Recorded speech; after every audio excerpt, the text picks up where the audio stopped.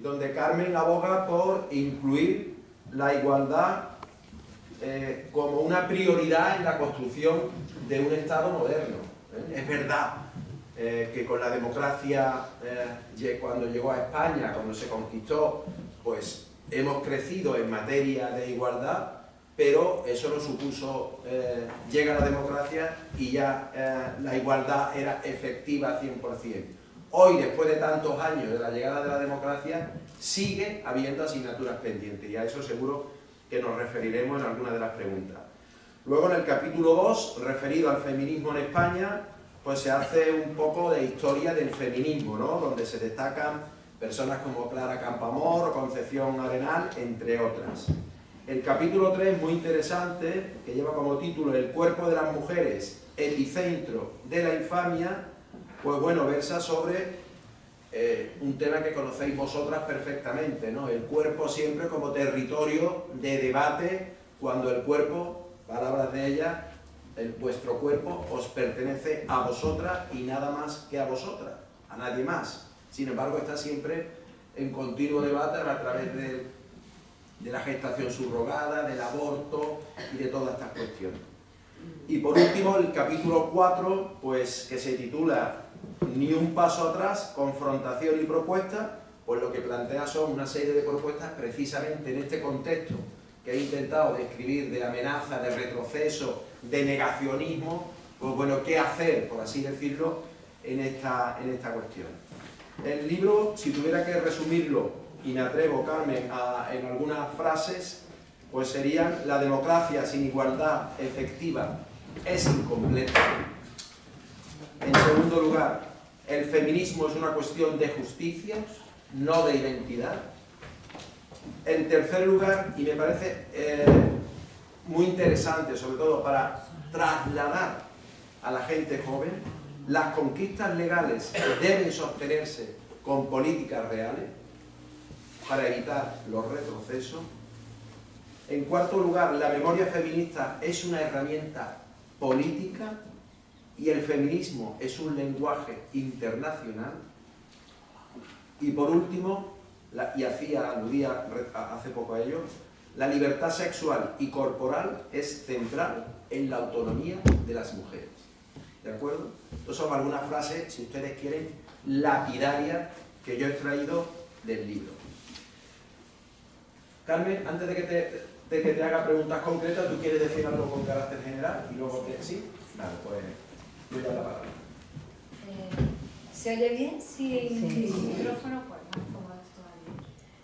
Bueno, gracias por estar aquí, por un lunes a las 6 de la tarde, arrancando la semana, pensar que la mejor idea que tenía, y sostuteo, era encontrarnos un grupo de ciudadanos y de ciudadanas para hablar de intereses comunes y de política. Vamos a ponerle a las cosas su nombre. Cada vez que escucho esto de vamos a dejar la política a un lado y las ideologías, me entristece mucho, porque ha sido un sufrimiento muy grande, un golpe de Estado, el exilio, una dictadura, y 48 años después de democracia todavía hay algunos que hay que dejar a un lado las ideologías y la política, ¿no? Gracias por invitarme siempre, Nani, a la agrupación. Yo soy de las personas que creen que uno de los hallazgos más importantes de vivir la vida es tener amigos y amigas, y yo, cuando me llama Dori, voy. Porque, repito, soy muy romántica en el sentido profundo de la palabra, todo lo acometo por romanticismo, y luego explicaré por qué lo digo así. Tiene su magia. Muchas gracias por dejarnos este sitio, no hay nada que me guste más que Maite, que esta envoltura negra de los teatros. Estaba recordando de los tiempos de la Consejería de Cultura, ¿verdad? Hicimos 82 teatros en Andalucía. Aquella fue un empeño del presidente Chávez, y mío como consejera para llevar los teatros y que no quedara ni un pueblo de más de 20.000 habitantes sin teatro. Y las cosas pues tienen su magia, porque un día me encuentro un WhatsApp de Antonio y me dice: Antonio Carmen, venga a Sevilla y en torno a tu libro hacemos algo juntos. Y yo te dije: Antonio, busco hueco a ver cómo, y mira, pues aquí estamos. Y aquí hay además mujeres que quiero mucho y que estamos siempre en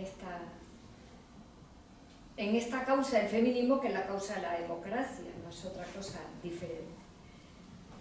Pero hay un momento tan confuso en el mundo, y también en nuestro país, en el contexto internacional, que merece la pena hablar incluso del libro y del feminismo, pero mirando también todo el tablero de género. Decía Umberto Eco que la próxima vez que apareciera el fascismo en nuestras vidas, teniendo claro que el fascismo volvería, que la naturaleza humana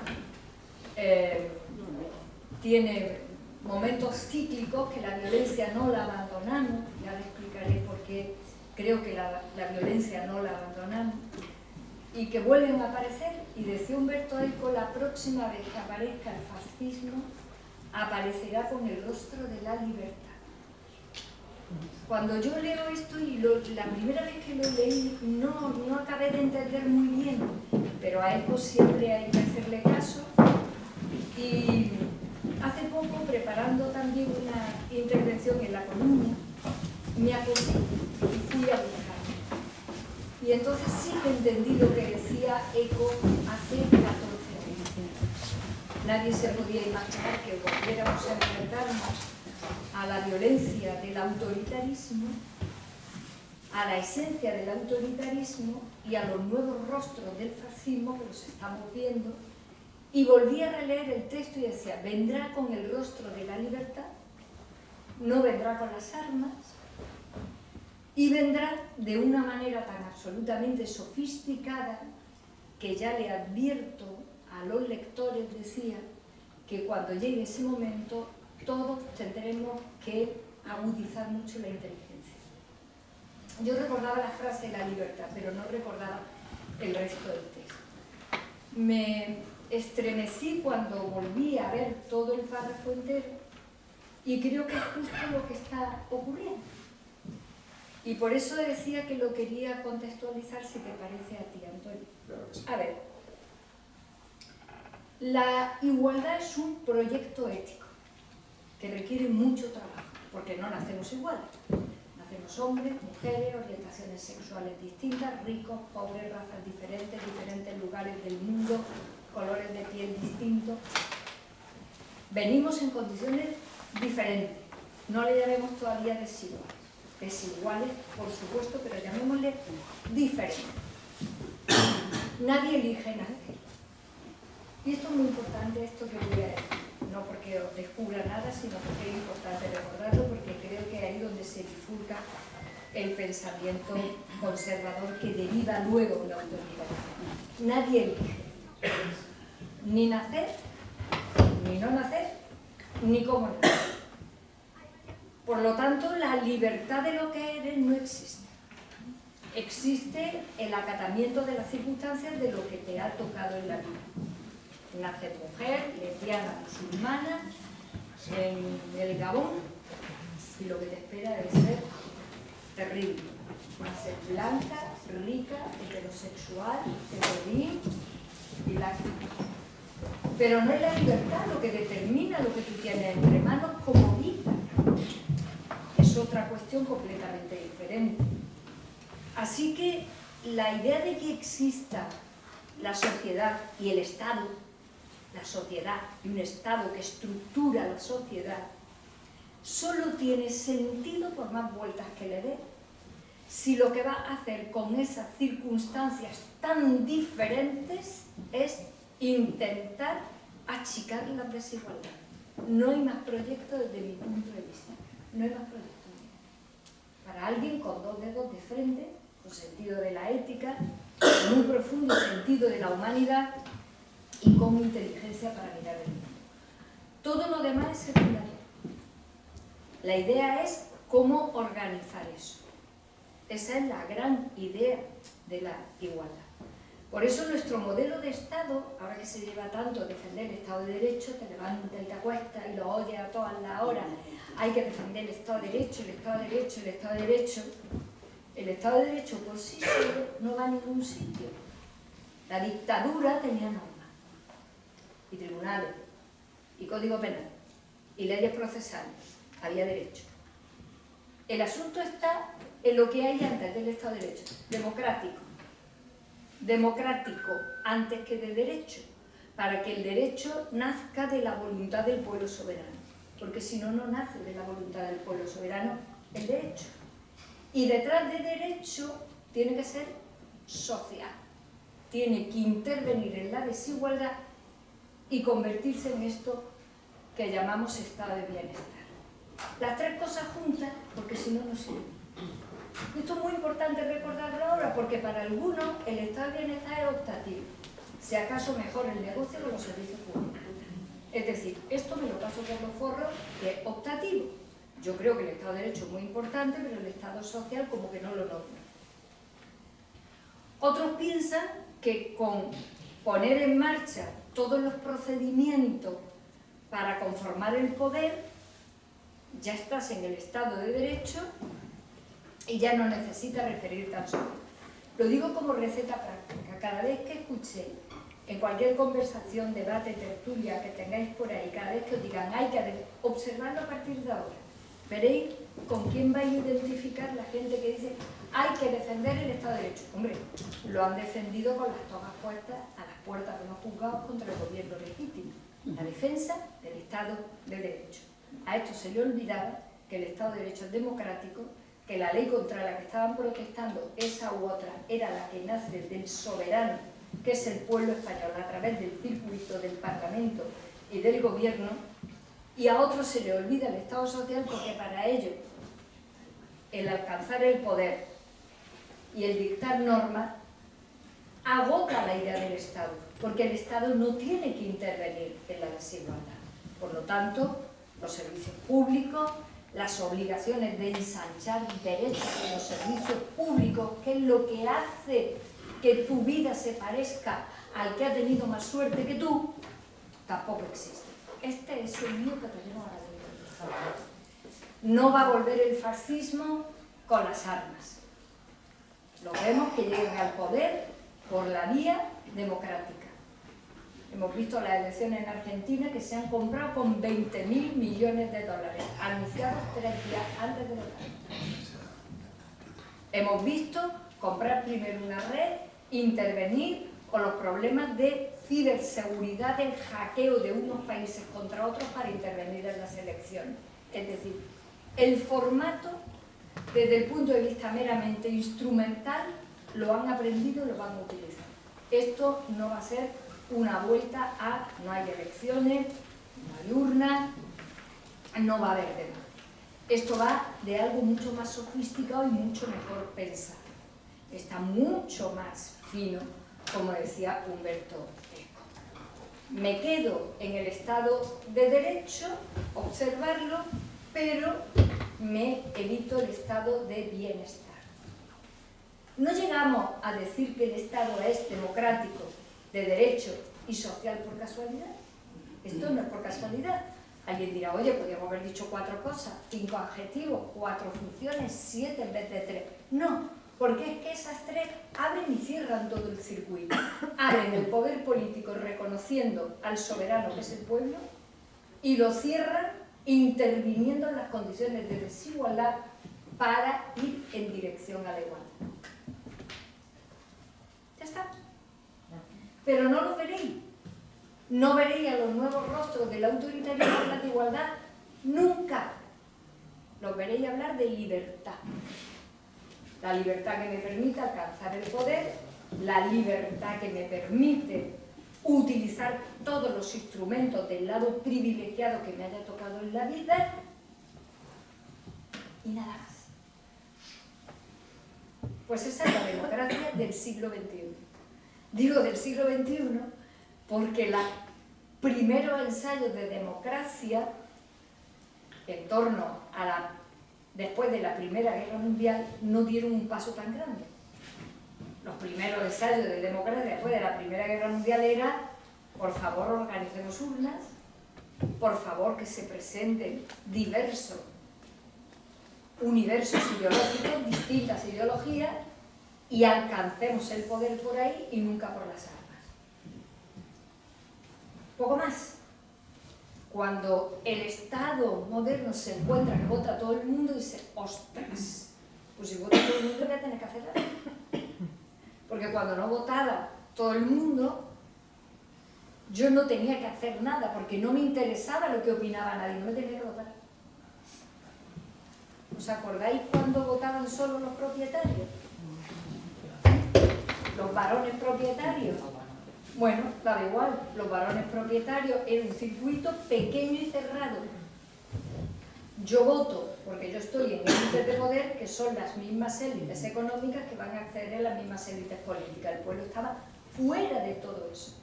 Pero cuando esas compuertas se abren y votan los trabajadores varones, es decir, todos los hombres, y después votamos las mujeres, el Estado tiene que hacer algo, porque si no hace algo, no me votan. ¿Dónde estamos en este momento? Estamos intentando alterar ese circuito. Y como no se puede alterar de manera honrada ni legítima, lo alteramos por otra vía. Es decir, no puedo decir no va a haber elecciones. No, no se puede decir. Mire usted, me voy a quedar en el poder sin convocar. No se puede decir. ¿Qué hacemos? Intervenimos en espacios paralelos y ocultos. La democracia es una verdad. Creo que esto que acabo de decir es una verdad de la humanidad. O sea, nos ha costado llegar a esta idea miles de años. Llegar a esta idea. Llegar a la idea de que nadie es más que tú y nadie manda sobre ti, nos ha costado miles de años. Es una verdad verificable, que todos somos portadores de poder, que todos tenemos expectativas de dignidad, que todos deberíamos de tener las mismas oportunidades y reconocidos los mismos derechos. Eso es una verdad, porque es la única verdad que nos abarca a todos. Todas las demás no son verdades porque se dejan a alguien atrás. Cuando solo votaban los propietarios se dejaban atrás. Cuando no votaban las mujeres se nos dejaba atrás a más de la mitad de la población. Esto es una verdad. Así que como la democracia es una verdad difícil de desmontar intelectualmente, se buscan circuitos ocultos y anexos. ¿Qué hago? Todas las élites políticas antes tenían dinero, hasta el punto de que se llegaba por dinero al poder y se ganaba dinero desde el poder. Ahora todas las élites económicas que tienen poder directo, no. Medios de comunicación. No hay ni un solo rico que no tenga medios de comunicación, tradicionales o nuevos. Periódicos, televisiones, mundo empresarial en la comunicación o redes. Claro, tú te sientas un día en tu casa y dices, tú qué casualidad, no le da por otros negocios, no, le da por eso.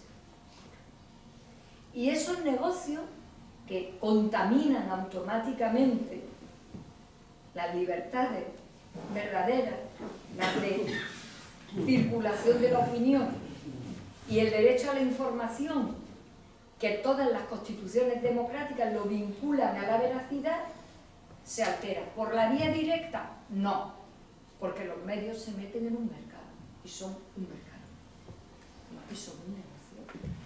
La información es un derecho fundamental de todos los españoles que está privatizado. Sobre la educación y la sanidad lo intentan, pero conseguimos que fuera un servicio público y un derecho exigible.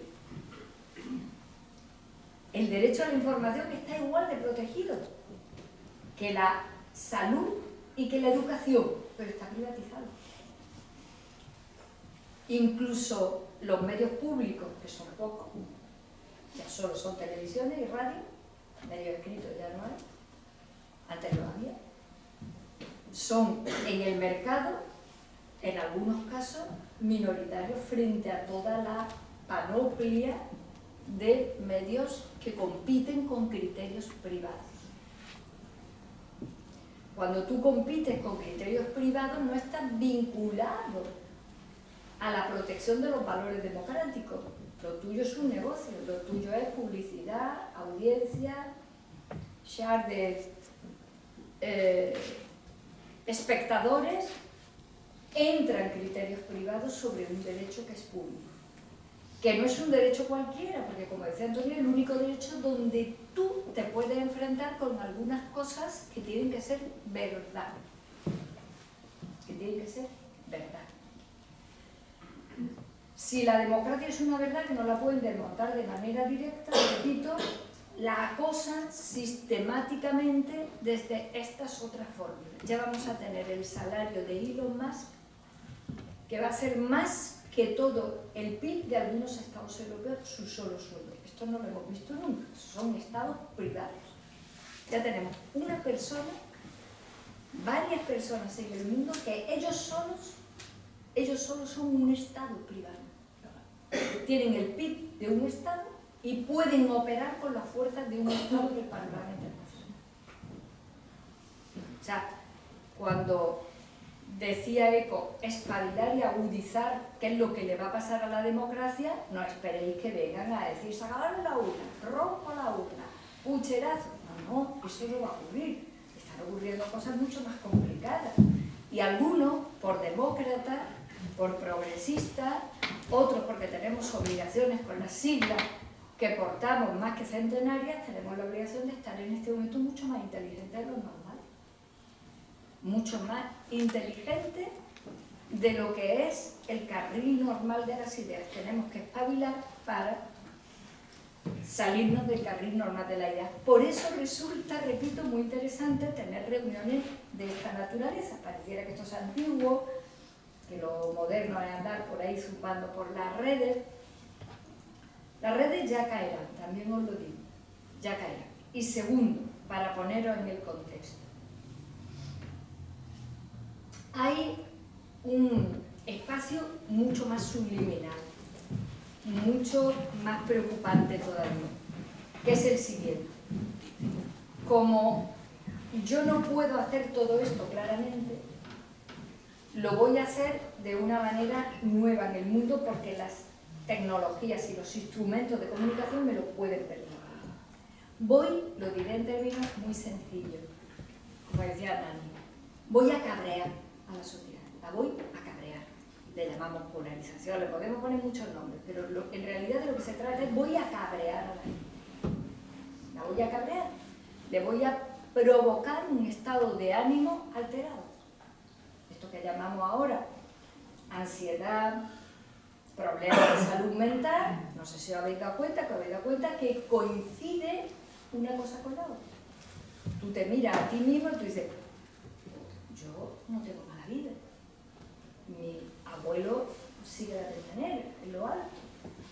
Como dice Javier Román, un libro que dice, si tenemos el mejor momento en la historia de España, no me refiero a estos años, quiero decir a este periodo de democracia que no ha hecho más que llevar a España en progreso en todos los sentidos, con problemas como corresponde la vida, ¿no?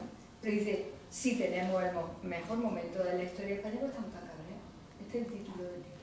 ¿Por qué estamos tan cabreados? Pues porque alguien nos cabrea. Ayer le escuché decir a un psicólogo o a un psiquiatra, dice, yo ya en el colmo de los problemas que no sé cómo resolver como profesional, llega un día una mujer a mi consulta, una señora a mi consulta, y le digo, ¿qué le pasa a usted? Yo estoy fatal. Pero bueno, cuénteme usted lo que le pasa, ¿lo ha oído tú? Sí. Yo estoy fatal. Pero bueno, que algo le tendrá a usted que pasar. Yo es que me pongo enferma porque va un día a España el presidente del gobierno. Lo tengo que quitar la tele. El hombre se queda flipado, porque uno va a una consulta a decir, oye, pues me gustaría haber hecho con mi vida esto, hago balance y no veo claro lo que he hecho, tengo un problema del tipo que sea, era el problema que ella tenía. O como hay por ahí un meme, ¿no?, que dice, vamos a irnos a hablar mal de el presidente del gobierno, y dice, sí, pero tráete el bono de cercanía gratis que tiene. Sí. Dice, oye, que tu abuela te ha dado una pasta para el fin de semana porque le han subido la pensión. Dice, guay, dice, pues venga, vamos a quedar para ir. Una disonancia que se llama, entre lo que vivo y entre lo que siento. Con unos instrumentos en las redes en los que no importa ni lo que tú eres, ni lo que de verdad piensas, ni lo que de verdad sientes, ni lo que de verdad quieres en tu vida, sino lo que parece. No lo que es, sino lo que parece, que es distinto. O sea, no importa si estoy fastidiadísima, pero me pongo 2 trapos y me hago así, y que parezca que estoy bien.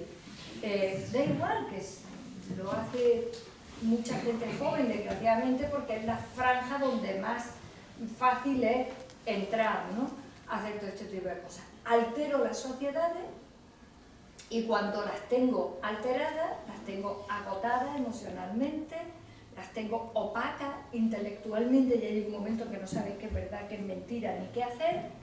Las tienes separadas de su propia conciencia, la autoconciencia deja de existir, porque tú sientes lo que sea que te estén diciendo, pero no lo que sea que de verdad a ti te esté pasando, y ahí entra absolutamente ya todo lo que quieras colocar.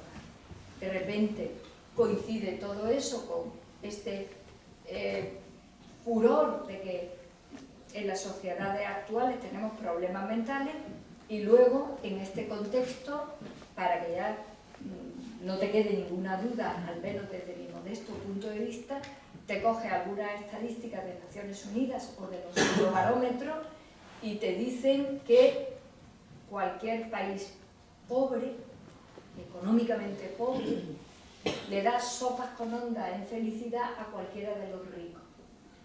Con lo cual ya te viene abajo del todo, porque te habían creado la ficción de que la felicidad iba a estar en la materia. Cuando la materia la tienes más o menos, la disfunción se produce en torno a todo esto, y detrás de todo esto se viene abajo aquella idea que manejaron los federalistas norteamericanos cuando hicieron la primera constitución escrita del mundo, después de la francesa, que fue la norteamericana, que decían que existía el derecho a la felicidad, a ser feliz, que era lo que en realidad busca un ser humano en la vida, que apareció en nuestra Constitución de Cádiz, el derecho a la felicidad, y que luego ha desaparecido porque la felicidad no se puede juridificar. En cualquier caso, me reconcilia en todo este panorama un dato que vi el otro día, y el otro día lo compartí a Terrormolinos en otro espacio parecido a este, y es que por primera vez en la historia de la demoscopia, los chicos y las chicas jóvenes de nuestro país han girado en algunos valores, para bien y para mal, como cualquier generación, nada nuevo, pero en su prioridad está ser felices. Su prioridad está en ser felices. De repente le han dado la vuelta a la materia, al cabreo, a la disfunción, a todo, y de repente lo que quieren es ser felices. Y eso, evidentemente, tiene muchos mecanismos de ajuste y desajuste individual y colectivo. Pero me gustó pensarlo porque dije, bueno, hay un punto de esperanza en que se está buscando la felicidad, como dice Huawei, dice también, se puede llegar a ser feliz si lo sigues intentando. Lo peor de no llegar a ser feliz, la infelicidad absoluta, consiste en que ni siquiera pienses que lo puede ser en algún momento. Bueno, pues este es el contexto, y en este contexto pues aparece la homofobia, aparece el racismo, aparece la misoginia, aparece el frente otra vez contra las mujeres, y el feminismo está evidentemente en el centro de la pista de baile, como es lógico. ¿Qué pienso yo y concluyo? Creo que estamos siendo muy cobardes, en general. ¿Muy cobardes? Creo que cuando pensamos que algo hay que hacerlo y te echas para atrás, porque dices, me van a decir que si esto es censura, me van a decir que vaya moralina en braille, me van a decir que... Para que el mundo funcione hace falta valentía. A nosotros nos tocó la valentía de correr delante de los grises, de enfrentarte al final de la dictadura, nos tocaron esas valentías. Ahora tocan nuestras valentías. Entonces, cuando dijimos no podemos seguir teniendo este despiporre de la pornografía que se está llevando a los niños, a las niñas, a los adolescentes por delante, en vez de decir, uy, me van a llamar moralista, me van a llamar censora, me van a llamar, que me llamen lo que sea, pero voy a colocarlo en toda la mesa. Hemos decidido que nadie tiene valor para decir dónde están los límites. Y tenemos que tener valor para decir dónde están los límites de muchas cosas. Como se han inventado todas las tecnologías, hemos debatido esto en los parlamentos. ¿Hemos tenido algún control sobre todos estos inventos? Un mundo que tiene 1.500 millones todavía de hombres y de mujeres sin agua potable. ¿De verdad que necesitamos todos estos inventos del Silicon Valley? Y que más da que te llamen antiguo o antigua o lo que te toque. Es que no lo vamos a decir. Es que hay un mundo que huye y que se escapa a Marte con una riqueza incontrolable para los estados. Y no vamos a decir los ciudadanos dónde están los límites de algunas cosas. Pues es que ahí es donde yo creo que se sigue llamando cobardía. Que se sigue llamando cobardía. Es que si controlas esto, es que los móviles, Dinamarca acaba de decidir que por debajo de 15 años no se puede tener móvil. Lo ha clavado.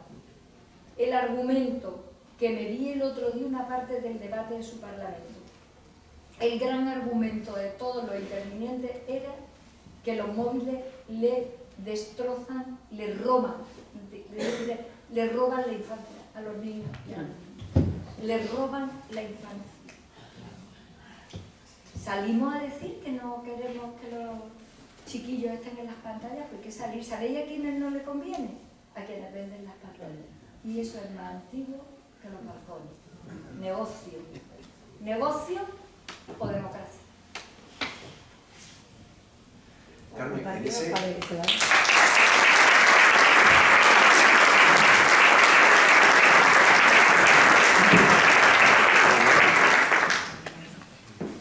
En ese escenario global que tú has descrito, es evidente que podemos hablar de un retroceso de derechos, que lo hemos dicho al principio, que pensábamos que estaban consolidados y que en algunos sitios más, en otros menos, en función de la aritmética política de las elecciones, pues se está dando o no.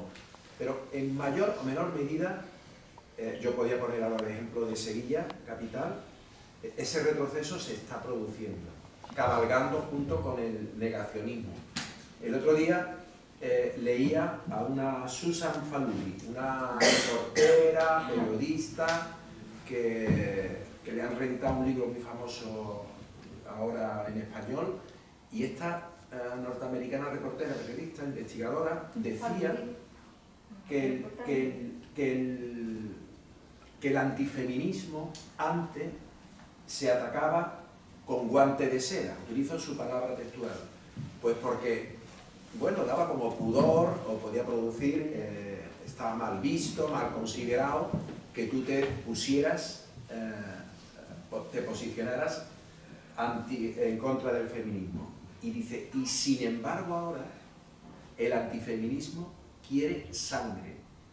Fijaros la diferencia que establece, que en un momento atacas con guante de seda y ahora lo que quiere es sangre. Tomarlo como una verdad, ¿de acuerdo?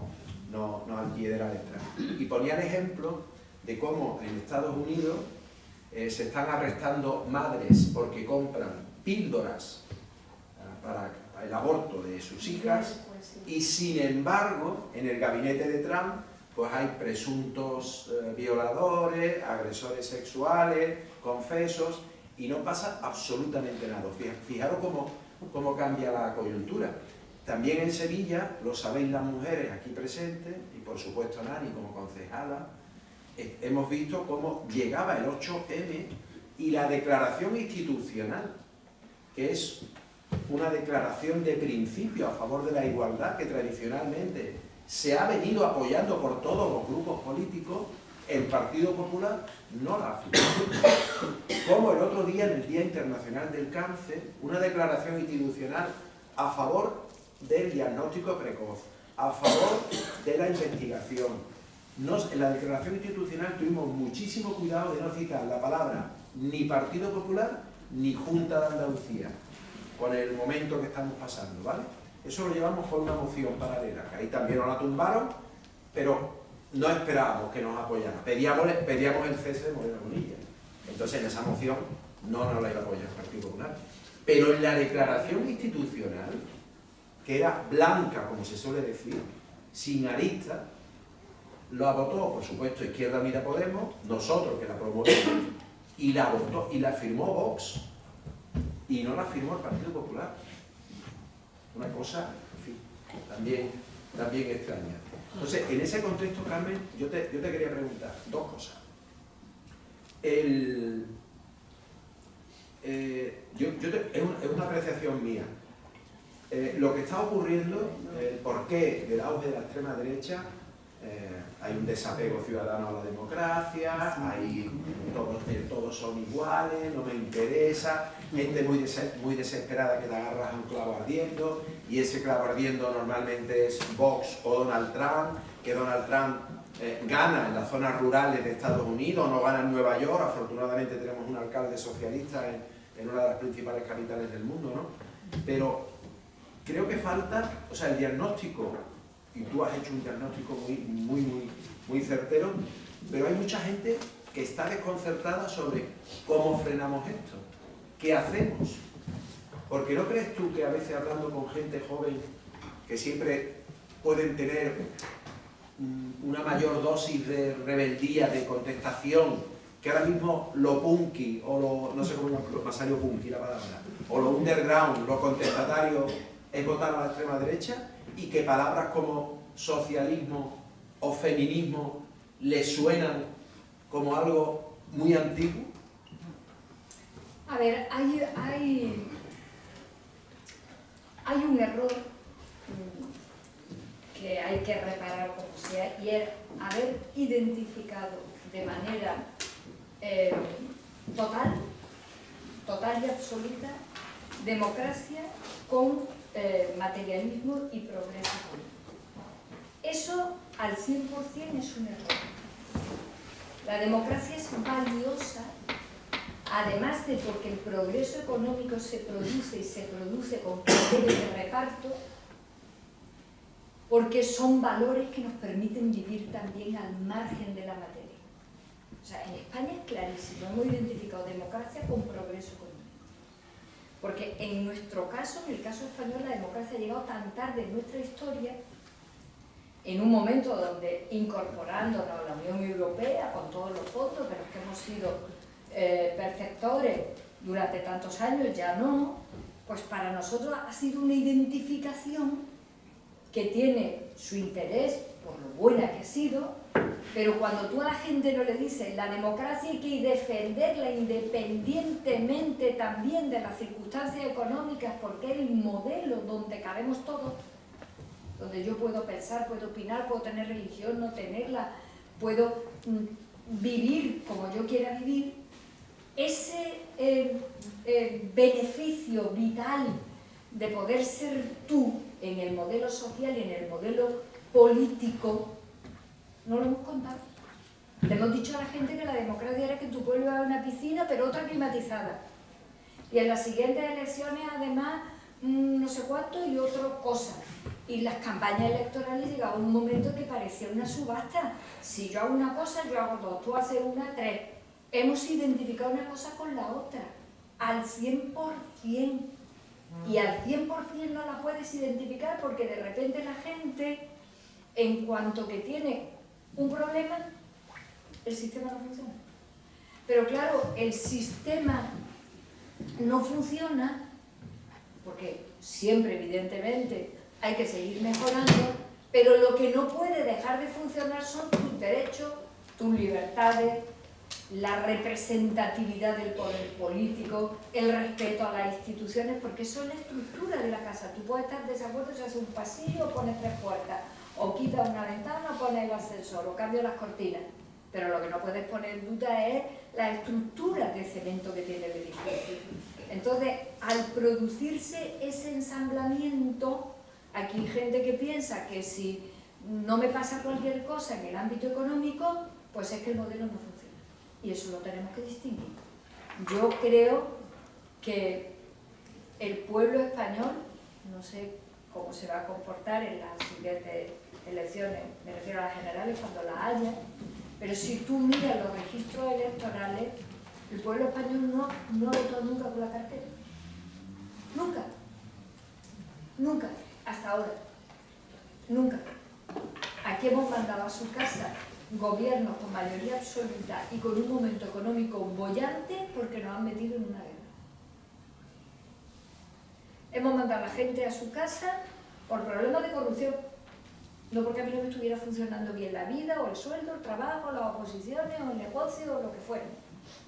Entonces, le hemos cargado a la democracia con un peso de esa naturaleza que hay 2 flancos por donde se la ataca muy peligrosamente. Quienes no creen en ella, porque no creen que seamos todos iguales, ni que todos tuviéramos que votar, ni que todos tengamos derecho a las mismas oportunidades, derechos y libertades, que crecen. Lo que tienen en las cabezas algunos de los líderes autoritarios del mundo. Y por otro flanco, quienes piensan que la democracia es el cumplimiento de todos mis deseos ya hoy. Yo no soy capaz de pensar de dónde venimos, de dónde viene este país, dónde han estado mis padres, mis abuelos, valorar la evolución de todo eso. Entonces, desde esos 2 flancos, unos que la niegan y otros que se lo piden todo, la destrozan. Y de eso hay mucho. Y la defensa de la democracia es defenderla por ella misma, por el valor en sí mismo que tiene haber llegado a la humanidad a reconocerse que el poder es suyo y a organizarlo, además de que es un modelo que cuando se produce progreso económico reparte, y el autoritarismo no reparte. Por eso ahora ves a gente que dice, hoy en el franquismo, ¡buf! Problema de agua no había porque Franco ha inaugurado toda la semana un pantano. Que contesta Julián Casanova con su magnífico libro sobre la dictadura y dice, sí, en Europa también se inauguraban pantanos, pero la oposición no estaba en las cárceles, ni en las fosas comunes fusilados que habían protegido la democracia anterior. Y había partidos políticos y urnas. Esa es la diferencia entre inaugurar pantanos y inaugurar pantanos. Y este es un buen ejemplo, porque ahí es donde se fragmenta. Luego yo creo que la humanidad se tiene un susto con los fascismos europeos muy grande. Es que asesinaron 50 millones de personas en Europa. Ahora mismo somos 400 millones, calcular. 50 millones de asesinados. El mundo se pegó un susto con aquello de tal naturaleza como que todo el mundo se replegó. Pero a la gente eso ya se lo ha olvidado. ¿Habéis dado cuenta que el pensamiento autoritario no quiere saber nada de la memoria? No es por casualidad. Es que eso no es por casualidad. Si recuerdo todo eso, tengo obligaciones ahora. Si todo esto lo borro, yo ahora hago lo que me dé la gana, literalmente. Es verdad que la derecha española es la única de toda Europa que no ha tenido ni siquiera la vergüenza de poner en orden, con verdad y con justicia, lo que ha pasado. Pero no es baladí, no es baladí. Si tú asumes las vergüenzas del franquismo, no puedes reivindicar el franquismo ahora. Como no lo asumo, pues ya está. Aparte que yo creo que la izquierda española le regalaron a la derecha la democracia. Regalada. La transición fue un regalo sin que se le moviera un pelo.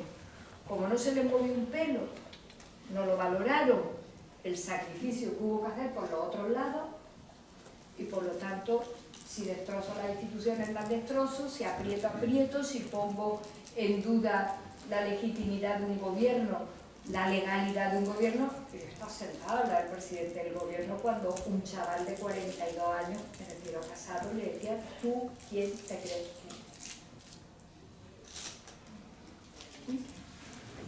que? El mismo que en un meeting un día dijo: ¡ah, con los abueletes, con la guerra! Las cosas no son. Y sobre el feminismo, que me interesa mucho, yo distingo tres cosas. Hay una contestación al feminismo porque el feminismo es lo que está cambiando el mundo. El mundo cambia porque estamos cambiando los modelos de relaciones, los modelos de familia, los modelos de orientación, los modelos de sexualidad. Estamos cambiando eso. En la convención de Seneca Falls ya decían las feministas norteamericanas que mientras que el patriarcado y los hombres habían visto la política en las capas externas de la vida, infraestructura, hospitales, empresas, las partes externas de nuestra vida son muy importantes. Entonces, si trabajo y sin dinero no como. Pero decían ellas que algún día la revolución de las mujeres entraría en las partes internas de nuestras vidas. El mundo no estaba preparado para entrar en eso en el siglo XIX ni en el XX. Tienes que desarrollar económicamente el mundo para poder plantear otras cosas. Recuerdo hace poco que vine yo aquí a un debate con Rojas Marcos sobre el andalucismo y todo eso. Y le dije: a ver, Alejandro, que no se podía dedicar a Andalucía a reivindicar la verde y blanca en el siglo XIX y en el siglo XX, que es que aquí la gente se moría de hambre y se iba a Barcelona y a Holanda y a Francia, que aquí lo primero que había que hacer era comer y buscar trabajo, que eso se lo podía permitir la burguesía catalana. La burguesía española, la burguesía andaluza estaba en Madrid en sus palacetes y aquí tenían los latifundios. Y aquí estaba el pueblo pasando hambre, analfabeto. No estabas para banderas ni para tonterías, estabas para intentar comer y punto. Claro. Entonces, cuando el mundo rico se ha desarrollado, el feminismo ya advirtió que entraríamos en las otras partes. ¿Cuáles son las partes? Pues eso que la política del patriarcado nunca ha considerado, nunca. De hecho, cuando las feministas dijimos la violencia en tu pareja y en tu vida familiar es violencia contra nosotras, lo primero que se nos contestó era: hombre, ¿hasta ahí va a entrar el Estado? Hombre, pues eso ya son relaciones personales, no relaciones personales. Eso es maltrato toda la vida, asesinato. Nosotros reivindicamos que el Estado entre ahí, ponga ahí seguridad, protección, derechos. Lo primero que se nos contestó era que si el Estado iba a entrar, el Estado, afortunadamente, el social, con origen democrático, porque es lo que quieren las urnas, entra a proteger orientación sexual, entra a proteger si quieres interrumpir el embarazo para controlar tu calendario de vida, entra a proteger que las mujeres no sean traficadas en la prostitución como mercancía. Claro, pero todo eso queda antes. Mundo privado, mundo personal, relaciones privadas, vida íntima. Somos las feministas las que le decimos al Estado: da un paso y entra ahí. Primero porque estamos nosotras, que somos más de la mitad de la población, fuera de todo tipo de protección y de reconocimiento de derechos, que no afectan ahora si tengo el salario alto o bajo, sino que está afectando la intimidad de mis relaciones, a mi libertad y los menores. El feminismo saca adelante la idea moderna de que los menores son personas en plenitud de derechos, salvo los que tienen limitados por edad, la edad de trabajar, la edad penal, la edad para votar, salvo eso. Es el feminismo quien le obliga al entrar al Estado a que entre ahí. Y lo estamos volviendo a hacer con multitud de cuestiones. Y eso es lo que va cambiando el modelo de ser humano, el modelo de relación, el modelo de familia. Esto les produce un ataque de crisis de identidad profunda al pensamiento conservador. Ayer, los nazis, los fascistas que se manifestaron ayer en Madrid, lo que decían era: un hombre, una mujer, cada uno tiene su papel en la familia. Vamos, que no hace falta que te compraran María Molina para entender lo que te quería decir. Que ellos tendrán trabajo, salario y libertad y que nosotros estaremos allí pendientes de la lavadora con los embarazos. Claro. Esto es muy interesante, hacer estos cruces de análisis, porque ahí es donde ves de verdad, en el fondo, lo que está ocurriendo. Está ocurriendo que el feminismo obliga a entrar en sitios donde no se había entrado y obliga a respetar de una manera mucho más profunda la dignidad de la gente. Y la dignidad de la gente, con la verdadera libertad, y es que yo soy lo que yo quiera ser, no puedo estar vinculada a conceptos de honra sexual, de fidelidad sexual, de limitación. No puedo estar vinculada a eso. Los hombres no lo han estado nunca. Los hombres hacían compatible su matrimonio con la prostitución o con las relaciones extramatrimoniales. Hay que contarlo, pero es un aburrimiento contarlo. Pero en el Código Penal, que hereda la democracia, el adulterio era un delito específicamente considerado para las mujeres. Los hombres no eran adúlteros, se entendía que formaba parte de la naturaleza sexual del hombre. Pues claro, este motor de cambio de la humanidad, que ya no es solo de lo externo, sino de lo interno, de qué es un ser humano y cómo predicamos dignidad para todos, pero también para todas, que eso incorpora a la mitad del planeta, a la otra mitad del planeta. Esto le inquieta un montón, le inquieta, los pone de los nervios y vuelven a la carga con ideas absolutamente incompatibles con los derechos humanos, incompatibles con la democracia. Y luego hay un tercer elemento de clave más política, muy política, que a mí me resulta también muy interesante comentar. Cuando el feminismo era de vanguardia, de mujeres avanzadas, de minorías, yo recuerdo aquí en Sevilla que nos reuníamos 4 en la librería Fulmen, en la calle Zaragoza, y éramos 4. Yo cuando digo 4, no digo 4. Fuéramos y no, ni qué daño íbamos a hacer nosotras, 4. Claro, cuando las mujeres despiertan, despegan, y ya esto, no hay que lo pare en cualquier lugar del mundo, te llames feminista, no te llames feminista, estés con siglas o sin siglas, da igual, lo que está despertando es la dignidad y la libertad de las mujeres. De repente esto ya es un descontrol para los modelos. Pero políticamente es muy interesante, porque las que venimos de mucho camino andado, sabíamos que algún día se nos iba a contestar en serio, cuando fuéramos muchas, cuando tuviéramos influencia, cuando de nosotros dependieran muchas cosas. Antonio, tú y yo, hace 10, 15, 20 años, nunca decíamos que van a votar las mujeres porque nos las jugamos con su voto. Ahora es el principal problema. Claro, cuando esto llega, el feminismo ya es contestado por cielo, tierra, mar y aire. O porque lo compartes como parte esencial de la democracia, o porque va por eso. Y claro, ya no va en plan fino, no va en plan fino, ya va a degüello, a por nosotras, a por el feminismo teórico y prácticamente hablando. Y luego en España hubo un momento también engañoso, ¿no? Hubo un momento en el que se apuntó todo el mundo a ser feminista, cuando después de mucho esfuerzo por parte nuestra se hicieron leyes como la del 2004, la del 2007, la última, la Ley de Igualdad de Trato, que a mí me parece que ha pasado inadvertida y es un joyazo de ley. Bueno, pues después de mucho esfuerzo del feminismo jurídico presionando, y hay que reconocer que se ha hecho casi todo a partir de los escaños del Partido Socialista, afortunadamente, cuando todo eso está asentado, hasta la derecha es decir que es feminista. Yo he ido a 28.000 manifestaciones que no iban mujeres conservadoras. Ya en lo último. Hubo un momento que me gusta mucho recordarlo en público, que le pregunta al Sina a Rajoy, pero bueno, presidente, usted es feminista, y hay que reconocer que el gallego este tenía su gracia. Lo digo porque es que el otro no tiene ninguna. Y dice, se queda así pensándolo como si te preguntan, ¿quieres un café? Y tú dices, pues sí. Dice, pues sí.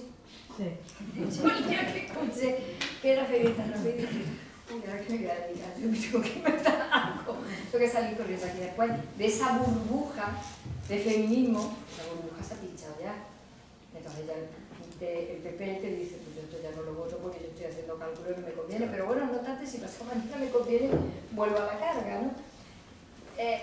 Las feministas esperábamos que llegara este momento. Es verdad que se han juntado dos momentos, el fascismo mundial, pero nosotros sabíamos que iba a llegar un momento en el que iba a ser tan importante el feminismo políticamente hablando, porque lo es, porque responde a más de la mitad de la población, que iba a ser apoyado y contestado, pero en cualquier caso tenido en cuenta.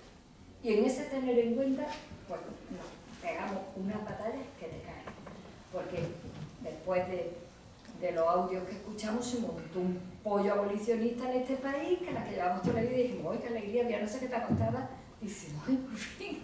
Parece que esto lo va a tener claro todo el mundo. Ya verás cómo no cuando llegue la hora de votar. Ya verás cómo no cuando llegue la hora de votar. Pero seguiremos pico pala, porque llevamos desde la primera proposición de ley abolicionista que llevó Clara Campoamor al Congreso, lo digo para algunos que dicen, pero el tema está duro, pues no hay una ley que lleve tantos años esperando en el Congreso de los Diputados como esta de Clara Campoamor hasta ahora. Y sabíamos que iba a llegar este momento. Repito, la vida te enseña que las cosas funcionan así, seamos hombres o mujeres. Y que algún día seríamos muy importantes, no las personas, sino el feminismo, y que esto iba a ser objeto de combate muy interesante. Pero muy interesante, porque ahora la vara de medir el nivel de democracia, por ejemplo, de un varón, la vara de medir de un varón ahora es si esto lo entiende o no lo entiende, si lo apoya o no lo apoya, porque de una mujer es más fácil, te van tus cosas, es más fácil que lo entiendas. Yo, de hecho, yo llevo toda mi vida en esto y son miles y miles de mujeres las que se me han acercado muchas veces y me han dicho, Carmen, que yo ahora al escucharte, yo soy feminista toda mi vida, yo no lo sabía, pero yo estoy encantada, yo ya a partir de ahora lo voy a decir. Eso me ha pasado a mí miles de veces. A las mujeres les resulta mucho más fácil, pero la vara de medir de esto ahora es con qué profundidad y con qué de verdad los hombres se fajan con esto, porque la democracia ahora no va a tener tanto que ver con si hacemos más ave o menos ave, sino si estamos en los principios de los valores. Y ahí hay muchos valores. Fijaros qué detalle. Llega Trump en la primera legislatura. ¿Qué se le ocurre a él? Que retrocediera el aborto en Estados Unidos. A lo mejor alguien no se da cuenta, pero yo sí, porque a mí no me extrañó. Y lo cuento mucho en público. Mi ley lo primero que dijo fue, voy a desmontar el jodido estado de bienestar y a prohibir el aborto. Yo cuando lo oí digo, qué nivelazo. Hemos pisado, nos ha puesto en un nivel que te mueres. Claro, el mensaje lo mando muy rápido. El Estado no está para redistribuir riqueza, ni para igualdad, ni para solidaridad, olvídense de esto. Y las mujeres van a volver a sus casas o a sus líos, pero van a padecer con todo esto. Hay que escucharlos para ver la envergadura política. Orbán y todos estos, ¿en qué se empeñan? Homófobos perdidos, machistas perdidos, a tocar todo esto. No es un detalle, no es una cosa que tiene en la cabeza secundaria, es el tronco del lío. Y a mí lo que me sorprende es que haya tan poco hombre en la política, en el bando, desde luego demócrata y progresista, que no se estén dando cuenta que ahí es donde está ahora el pico pala de la política, que el pico pala de la política, hombre, no está ahora en otras cosas. Que la infraestructura y todo este tipo de cosas que hemos considerado la política de los hombres machotes inauguraban autovías y las tonterías de los hombres machotes. Yo creo que es que ahora la política está entrando donde ya dijimos desde la convención de Seneca Falls que la política iba a ir entrando. Es cada vez más y cada vez más. Ahora estamos entrando en la soledad. Y hay países que tienen un ministerio, porque la soledad se convirtió en un problemón de muchas personas mayores. Entramos en la dependencia. Yo estaba sentada en el Banco Azul con Jesús Caldera el día del debate de la ley de la dependencia y todavía no he salido del shock de los disparates que pudo decir la derecha española. La política va por otro lado. Disculpad, tengo que interrumpiros porque a las 7:30 tenemos Sí. que estar fuera. Hemos preparado un espacio de convivencia ahí fuera. Esto está interesantísimo, pero es lo que tiene el teatro. Ya está, ya está. Así que No, porque la no, gente intervenga. no, dos reflexiones finales si queréis. No, no, las reflexiones que Yo le creo que piden. vamos a intervenir ahí fuera, ¿no? Venga, ponemos entonces la... Claro, que alguien pregunte que no puede ver todo el mundo. Carmen, yo Venga, cerrar. te quiero preguntar. Ahora, como ha hecho una globalidad sobre la situación en el mundo, y habla de cobardía de la izquierda, cobardía del progresismo, y no estoy de acuerdo exactamente con eso, ¿cómo no somos capaces de convencer a muchos sectores de la sociedad, de los barrios, por decir algo aquí, Torreblanca, Almete, Palepío, etcétera, etcétera, sobre la dignidad, como tú dices, de la democracia, y votan el 30% de la gente ahí, y el dos remedios votan el 90%. Mientras eso no seamos capaces de convencer a la gente de la necesidad de votar, creo que lo tenemos aún más difícil. Porque yo creo que, lo he dicho antes, hemos confundido el modelo exclusivamente con lo material. Teníamos que haber hecho todo lo que hemos hecho materialmente hablando, todo, pero haber explicado la democracia de otra manera. Cuando tú le dices a la gente, cuando tú le quieres explicar a la gente que pagar impuestos es, en fin, imprescindible porque es el tuétano del modelo de Estado que luego redistribuye con políticas sociales, con servicios públicos, esto se lo explicamos que parece que te van a dar el premio Nobel de Economía. Hombre, hemos convertido la política en una cosa complejísima o como una carrera de a ver quién da más materia. Yo muchas veces pongo la radio y la televisión o al insulto personal, y muchas veces escucho a alcaldes, alcaldesas en la política local explicar las cosas con una falta de sencillez, de naturalidad, que a mí me duele, porque yo soy de las que piensan que esta modernidad que nos está tocando vivir tiene una complejidad falsa. Hay una parte del mundo que es muy complejo y de las cosas que son complejas, pero luego hay un 50% que es completamente falso y se aprovechan los listillos. De tal manera que tú ahora siempre tienes que llamar a un experto para algo. Para todo. Es una cosa increíble. Las leyes no las entiende ni Dios, no hay un lenguaje claro para nada. Sin insultar, sin simplificar, sin ofender. Las cosas hay que contarlas de otra manera. Hay que decirle a la gente que cuando uno paga el 28% del IRPF, duerme mejor por la noche. Porque resulta de que tu cuñado que se ha quedado sin trabajo y tus sobrinos que los quiere un huevo van a poder seguir comiendo porque tú has pagado el 28% del IRPF porque le van a dar el desempleo. Hay que contarlo así, porque si te das cuenta con los tramos, con esto y con lo otro, la gente no lo entiende. Creo que hemos hecho de la política al rato una cosa súper críptica. Mirad en las redes muchas veces, porque claro, también se ven cosas muy interesantes. Estas, ¿no? Todo lo que tiene que ver con la sostenibilidad del planeta, con las relaciones personales, todo lo hemos hecho muy complicado.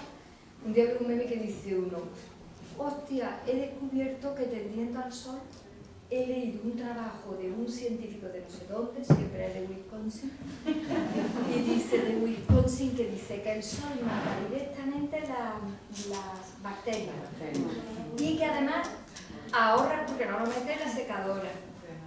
Y aquí estoy, había atendido la sabrá, le contesta otro y dice: tú eres completamente idiota, tío. De toda la vida se ha atendido el día que hacía sol. Al sol, para que se secara al sol, te ahorraban la factura de la secadora, tú ibas allí. Yo recuerdo más en algún momento para escandalizar a compañeros varones en reuniones que de repente en mitad de la reunión yo decía, llovía. Esto lo hice una vez en el Consejo de Gobierno con el presidente Chávez. ¡Bum! Un truenazo como un demonio. Y dije, ahora verás tú la ropa que está tendida porque se va a mojar. Yo le dije, ¿no tenéis ropa vosotros? Los consejeros y las consejeras que venís con el albornoz a sartén, o venís con camisas que saben que se cae planchar por algún lado. Entonces, de repente dice, si tú los residuos se separaban antes en los pueblos, porque además las sobras orgánicas se le daban a los animales. Ahora tienes 7 expertos todos liando la lata, explicándotelo esto todo muy sofisticado, muy complicado. La gente se harta. Y cuando antes decía Antonio con razón que el Brexit y Trump se fueron a las zonas rurales, porque en las zonas rurales hay gente que todo esto le sobra, porque lo entiende perfectamente. Y lo saben perfectamente cómo se hace. Y no pierden el tiempo. Y lo ganan aprendiendo las cosas que de verdad merecen la pena que sean nuevas. Ya hemos tenido que dar instrucciones para que los médicos y las médicas te expliquen lo que te pasa. Ya no puedes hacer la declaración de la renta si no te dan el borrador, porque eso no es manera de hacerlo como no te lo explique alguien. No podemos seguir haciendo el mundo tan complejo, la gente se separa de esa complejidad. Tenemos que hacer una revolución de la sencillez de las cosas, de la claridad de lo que le decimos a la gente.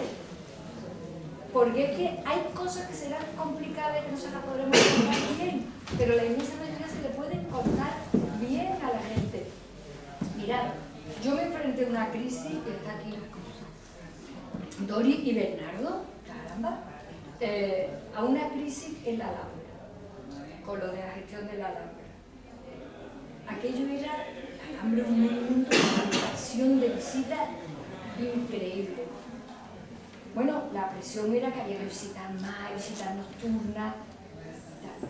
Es la primera vez que yo dije, voy a hacer lo contrario de lo que se supone que tendría que hacer, proteger el negocio, proteger el turismo, proteger los... Cuando salí dije que por Tutankamón yo no iba a poner en riesgo la Alhambra sometiéndola a esa presión. Me aplaudió toda Granada, contra todo pronóstico, toda Granada. Hasta los periódicos a la contra tuvieron que decir, es lo que piensan los granadinos. Le dije que no voy a poner la Alhambra en riesgo, ni turismo, ni no turismo, ni negocio, ni no negocio, ni dinero, ni no dinero. Pero además que lo dije así, no, la voy a poner en riesgo. La Alhambra está por encima de todos nosotros. Lo entendió todo el mundo. Un fuerte aplauso.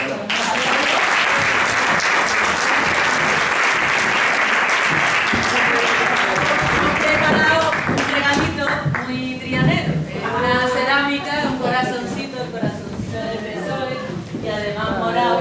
Este te lo va a dar Dori, esta es para tu cuello y este es para tu cuello. Bueno, un fuerte aplauso.